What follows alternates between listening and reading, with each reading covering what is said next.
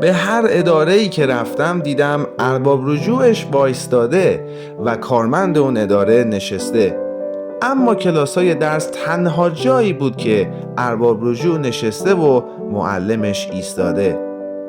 ما معلما آینده بزرگ آدم کوچولوها رو میسازیم.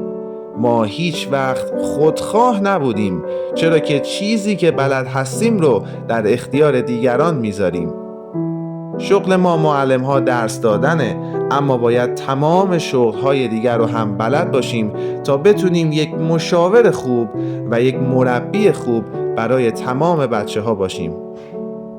ما معلم ها در حالی که ناراحت بودیم سعی کردیم بچه ها رو خوشحال کنیم. در حالی که شکست خوردیم سعی کردیم بهشون امید بدیم.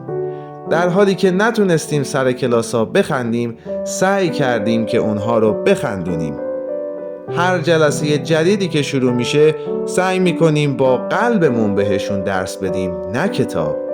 جواب تمام آقا اجازه ها رو بدیم و بهشون حس دوست داشتن و دوست داشته شدن رو یاد بدیم.